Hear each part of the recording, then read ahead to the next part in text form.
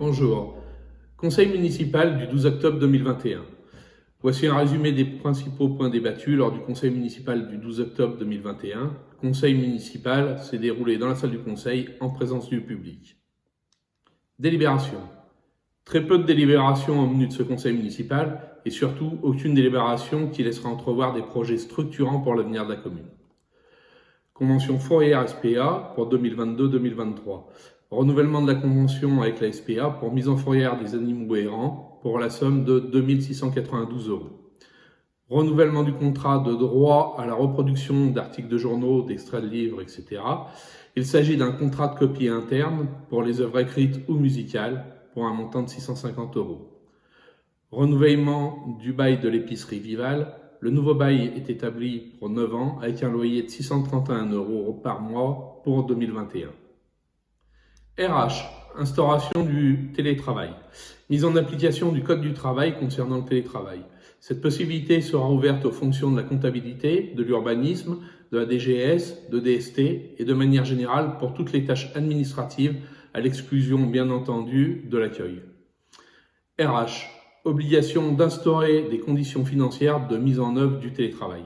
Fourniture du matériel nécessaire au télétravail, forfait de 2,50 € par journée de télétravail, dans la limite de 220 € par an, applicable à la date de la délib, dans la limite de 3 jours par semaine.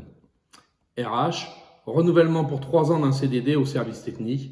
Il s'agit de renouveler le contrat d'un agent qui travaille pour la mairie depuis 2017. Recouvrement de la taxe d'ordures ménagères des logements de la commune.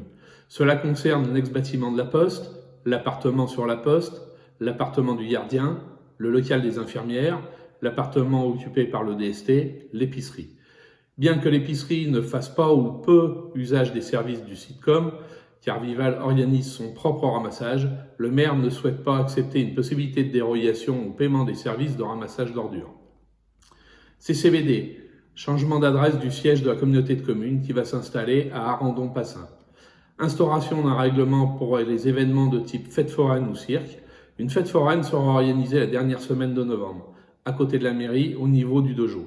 Il s'agira d'une fête foraine modeste, avec une faible emprise et pour heure limite 23h30. La commune est susceptible d'organiser plus régulièrement ce type d'événement, d'où la mise en place de ce règlement. L'alimentation électrique des manèges sera réalisée sur le réseau des bâtiments municipaux. M. Romanotto nous a informé que la puissance était suffisante. Par contre, l'explication sur la méthode de comptage et de facturation d'électricité consommée par les forains n'a pas été très claire.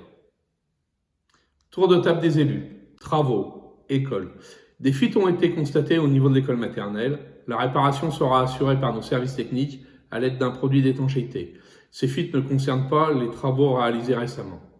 Sur la partie réparée cet été, des fuites au niveau du skydome de la toiture ont été constatées. Elles ont impacté une nouvelle fois les toilettes et une partie du hall. L'entreprise a été convoquée afin de réaliser un constat et d'engager les réparations nécessaires.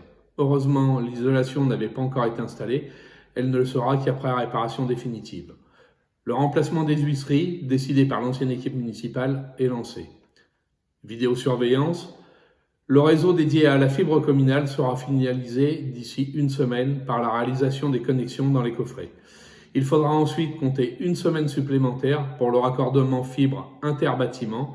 La mise en service du système de vidéosurveillance est prévue pour la première semaine de novembre.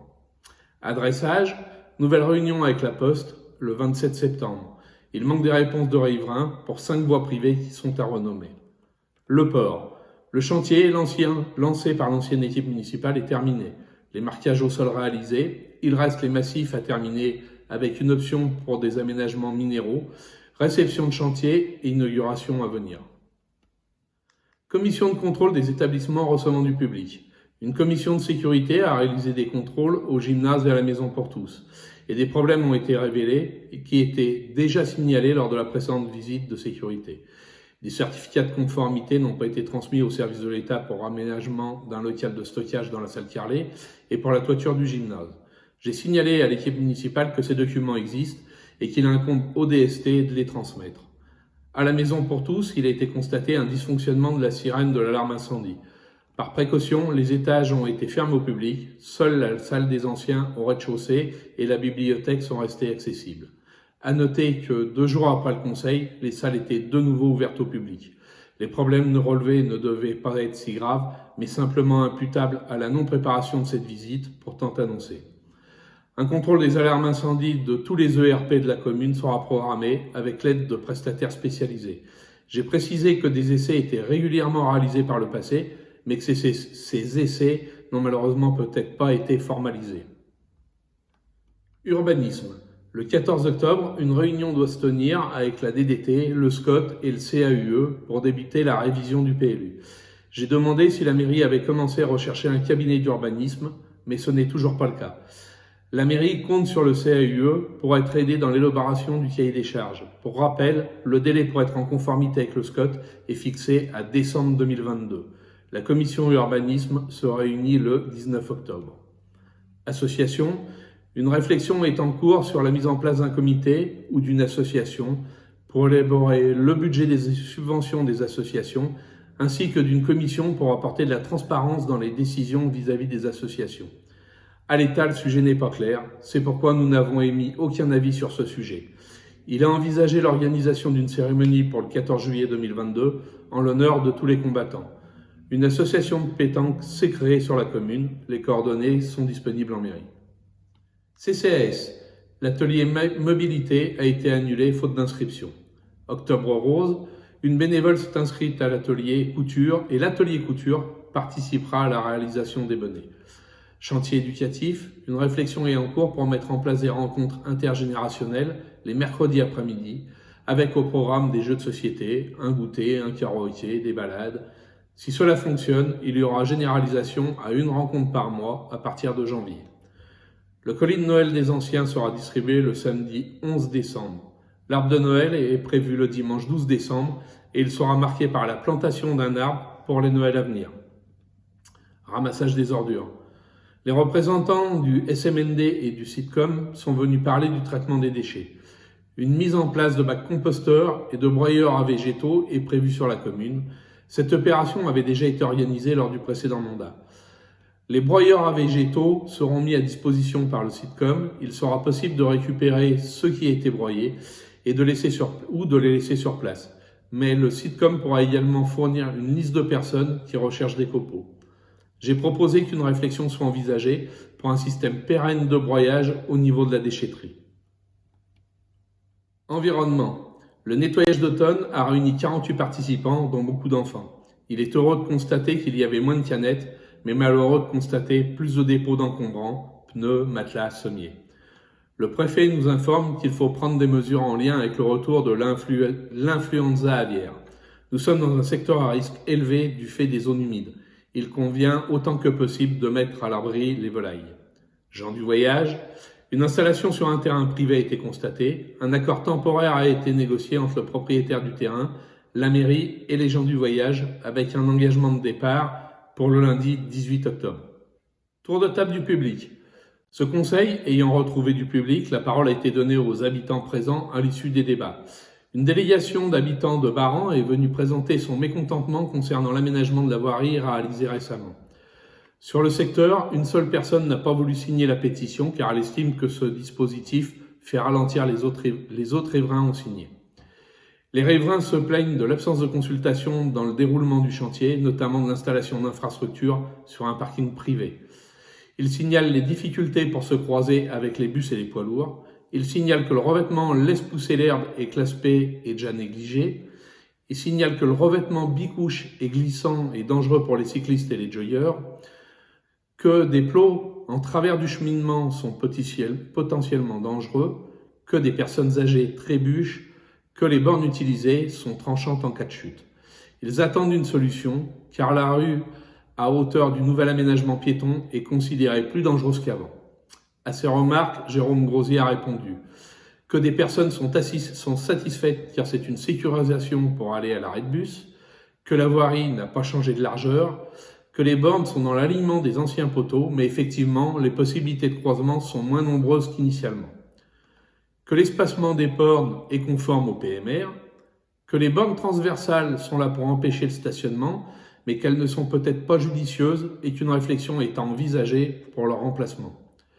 que les bornes étaient initialement prévues, mais que des évolutions sont à venir, notamment en cas de neige. J'ai signalé une nouvelle fois que si le projet piétonnier a bien été décidé par l'ancienne municipalité pour sécuriser une partie de la route de Baran, la solution des bornes n'avait pas été retenue et que rien n'avait été commandé pour mettre côté voirie. J'ai également alerté sur l'implantation éventuelle de chicanes vis-à-vis de la circulation des véhicules agricoles. Divers points signalés par un deuxième habitant.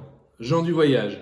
Concernant l'accueil des gens du voyage, un habitant trouve regrettable que les dispositifs votés en CCBD, comme le schéma départemental des gens du voyage, ne comportent que des droits et ne s'accompagnent d'aucun devoir pour cette population. CCBD, il rappelle le problème du surcoût du nouveau siège de la communauté de communes. Le budget initialement voté était de 2 100 000 euros et le chantier s'élève déjà à 5,7 millions d'euros. Il alerte également sur l'augmentation de près d'1 million d'euros des charges de personnel de la CCBD et précise qu'au final, c'est le contribuable qui doit supporter financièrement ces dépenses. Concernant les errements de la CCBD, je n'ai absolument pas le sentiment que tous les élus aient connaissance des sujets ou décisions prises en conseil communautaire, en particulier sur le montant des dépenses votées. Passage au Sitcom. Il rappelle que le transfert du SMND au Sitcom n'a pas été soumis au vote des élus et que de fait, celui-ci a été acté d'office. Il se demande si une étude financière sur le coût du ramassage a été conduite et combien cela va coûter aux contribuables au final. Il regrette le manque d'informations aux citoyens sur ces sujets. Voisin vigilant, il signale que de nombreux cambriolages se produisent en ce moment sur la commune.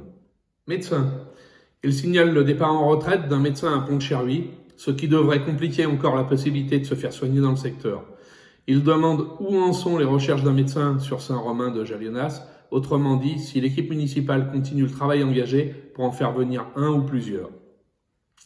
À cette question, Jérôme Grosy a répondu qu'un partenariat avec Tigneux pour une mise à disposition d'un médecin est envisagé et que l'étude de classement en ZIP de la commune est espérée pour bientôt. Nos sentiments concernant la mise à disposition d'un médecin de Tigneux sous forme de permanence, c'est que cela suppose que l'on soit malade ce jour-là. Intervention d'un troisième habitant qui s'interroge sur le devenir des bureaux construits à la station d'épuration. Il rappelle que ces bâtiments ont pu être reconstruits en zone agricole car il s'agissait de bâtiments publics et qu'il ne faudrait pas les transférer à des intérêts privés. Réponse de Jérôme Grosy. Une demande a été faite par la mairie à la CCBD pour récupérer le bâtiment, sans réponse satisfaisante. Il n'y a pas de projet pour l'instant de la part de la CCBD. Le bâtiment a déjà été vandalisé une fois et ce bâtiment est peu intéressant pour une entreprise privée car il y a un problème d'accès et des odeurs. Souhaitons que le prochain conseil du 16 novembre soit un peu plus fructueux et nous apporte des projets structurants pour l'avenir de la commune. Je vous souhaite une bonne soirée, à bientôt, merci.